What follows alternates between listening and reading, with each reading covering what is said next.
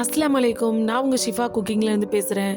இன்றைக்கி நம்ம என்ன ரெசிபி பார்க்க போகிறோன்னா, என்னோடய ஸ்டைலில் ஒரு சூப்பரான பீஃப் ரோஸ்ட்டு தான்.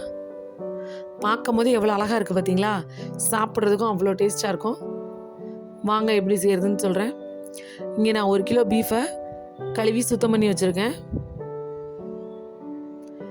அதில் ஒரு 1.5 ஸ்பூன் இஞ்சி பூண்டு பேஸ்ட், ஒரு ஸ்பூன் பெரிய ஸ்பூன் ஃபுல்லாக மிளகாத்தூள், அதே ஸ்பூனில் 1 ஸ்பூன் மிளகுத்தூள், 1/4 ஸ்பூன் மஞ்சள் தூள், அந்த ஸ்பூனில் 2 ஸ்பூன் தனியாவை எடுத்து மிக்சியில் போட்டு இந்த மாதிரி கரகரப்பாக நுணுக்கிக்கோங்க.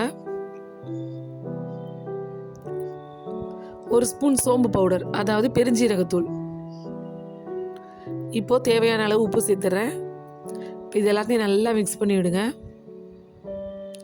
நீங்கள் பீஃபை வந்து வேக வச்சுட்டு மசாலா போடுறத விட இந்த மாதிரி முதல்ல மசாலாலாம் போட்டு வேக வைக்கும் போது பீஃப் இன்னும் டேஸ்ட்டாக இருக்கும்.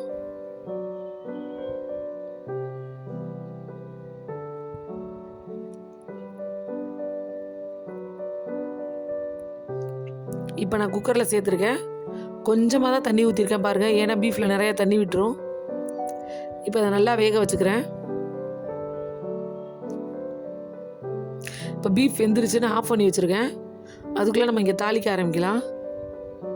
ஒரு கடாயில் தேவையான அளவு எண்ணெய் ஊற்றிட்டு நான் 1/2 மூடி தேங்காவை இந்த மாதிரி சில்லாக எடுத்து வச்சுருக்கேன். இப்போ இந்த தேங்காய் சில்லு எல்லாத்தையும் எண்ணெயில் சேர்த்துக்கிறேன்.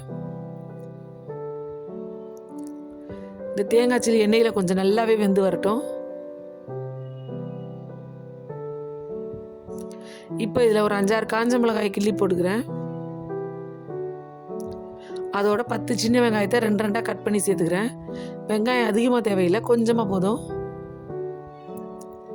எல்லாத்தையுமே நல்லா வதக்கி விடுங்க.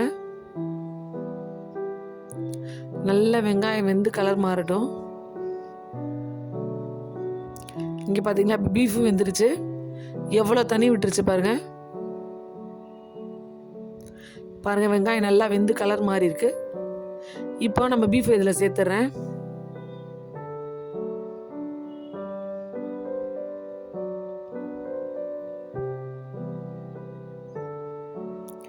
எல்லாத்தையும் நல்லா மிக்ஸ் பண்ணி விட்டுட்டு மூடி வச்சுருங்க. ஏன்னா அந்த மசாலாலேயே அந்த தேங்காய் கொஞ்சம் நேரம் நல்லா வேகணும். அப்போ தான் அந்த தேங்காய் உள்ளே வந்து மசாலாலாம் இறங்கும்.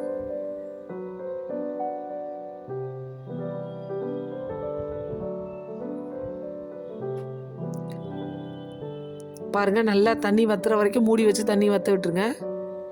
இப்போ தண்ணி நல்லாவே வத்துருச்சு. இப்போ 2 கொத்து கருவேப்பிலையை சேர்த்து நல்லா கிண்டி விடுறேன். பாருங்கள், பார்க்கவே எவ்வளோ அழகாக கலர்ஃபுல்லாக இருக்குன்னு. ஓகே, நல்லா சுருண்டு வந்துருச்சு.